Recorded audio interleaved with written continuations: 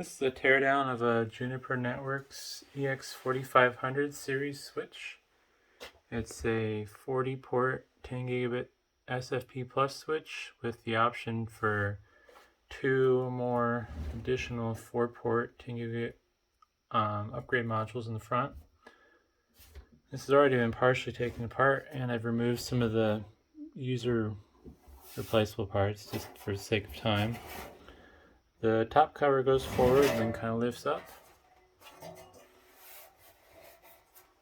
Under there, you'll see the virtual chassis card, which just slides out the back. Not too much to see on it. A little bit of power regulation. I didn't look to see what these circuits do. And then all these little chips are Analog Devices AD8155 chips. They are dual buffer Mux Demux chips rated for 6.5 gigabits a second traffic. I'm not quite sure how they all work because each one of these virtual chassis ports are rated for 64 gigabits a second.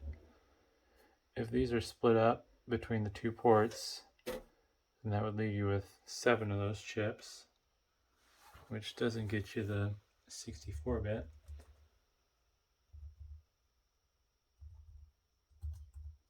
So that would be 45 and a half. So not sure what the story is with that. Maybe they aren't all split up. Maybe they work together. That's well over my head. Under that, you have the motherboard. Quite a few screws had to be removed in the process, but nothing too complicated to figure out. You got your main processor here, which is a 1.5 gigahertz PowerPC processor. Surrounded by a gigabyte of RAM. And then according to the spec sheet, there's also a gigabit of flash, which I believe would probably be this chip here. Well, I guess these chips, since it has capability of dual boot. Under these heat sinks, there's some proprietary Juniper switching chips that control the network routing, from what I understand. Then towards the front, there's a total of 30 of these AMCC branded dual port serial 10 gigabits per second to XAUI transceivers with adaptive EDC. I believe those are what control the SFP ports. I don't fully understand how these work either, because there's 30 of them. So that'd be enough to control 60 ports. I'm not sure if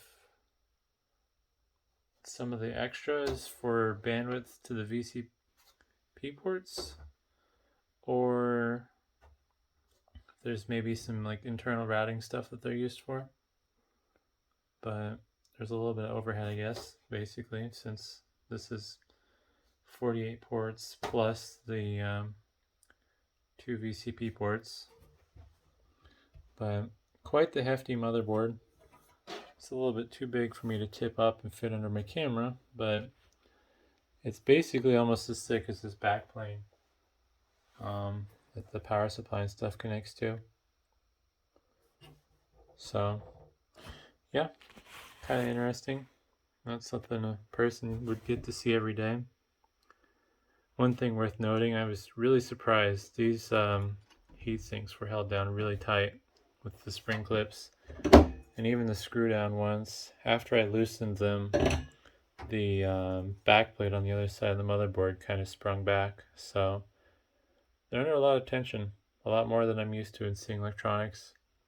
Thought that was kind of odd, but yeah, thanks for watching.